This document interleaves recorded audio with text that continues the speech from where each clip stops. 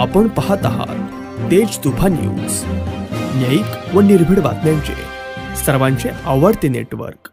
नाशिकच्या द्वारका उड्डाणपुलावर भीषण अपघात, 5 मृत 3 जखमी। मंत्री गिरीश महाजनांची मदतीची घोषणा। नाशिकच्या द्वारका उड्डाणपुलावर रविवारी रात्री घडलेल्या भीषण अपघातात 5 जणांचा मृत्यू झाला असून 3 जण गंभीर जखमी झाले आहेत। मुंबई आग्रा महामार्गावरील या दुर्घटनेने सिडको आणि अंबड परिसरातील नागरिकांमध्ये हळहळ निर्माण केली आहे।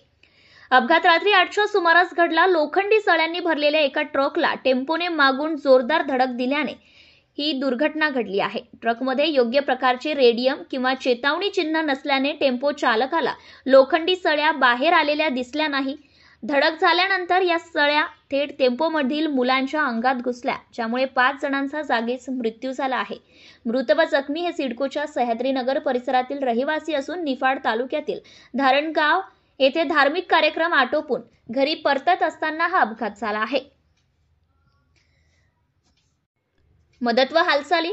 अपघातात मृत पावलेल्या कुटुंबियांना प्रत्येकी 5 लाख रुपयांची शासकीय मदत दिली जाईल अशी घोषणा राज्याचे मंत्री गिरीश महाजन यांनी केली आहे। त्यांनी जखमींची विचारपूस करण्यासाठी कल्पतरू खासगी रुग्णालयात भेट दिली। मृत आणि जखमींच्या कुटुंबियांसाठी योग्य ती सर्व मदत केली जाईल असे आश्वासनही त्यांनी दिले। तपास व सुधारणा योजनांची बैठक। या भीषण अपघाताच्या पार्श्वभूमीवर मंत्री महाजन यांनी नाशिकचे पोलीस आयुक्त संदीप कर्णिक व आरटीओ अधिकाऱ्यांची तातडीची बैठक बोलावली आहे। अपघाताचे मूळ कारण वाहतूक नियमांचे उल्लंघन असल्याचे निष्पन्न झाले असून वाहतूक नियमांची काटेकोर अंमलबजावणी करण्यावर भर देण्याचे निर्देश मंत्री महाजन यांनी दिले। या अपघाताने वाहतूक नियमांचे पालन न केल्यास किती गंभीर घटना घडू शकतात हे अधोरेखित केले आहे। लोखंडी सळ्या, वाहतूक करणाऱ्या ट्रकवर आवश्यक सुरक्षा उपाय, रेडियम, लाल दिवा किंवा इतर चिन्हे नसल्यामुळे अपघात घडल्याचं स्पष्ट झालंय। भविष्यात अशा घटना होऊ नयेत म्हणून कठोर उपाययोजना करण्यात येतील असे महाजन यांनी स्पष्ट केलंय। मृत आणि जखमी हे सिडको आणि अंबड परिसरातील कामगार व एकमेकांचे नातेवाईक होते।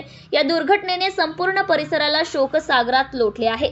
प्रशासनाने त्वरित उपाययोजना करावी आणि यापुढे अशा घटना टाळण्यासाठी प्रयत्न करावेत अशी मागणी नागरिकांमधून होत आहे।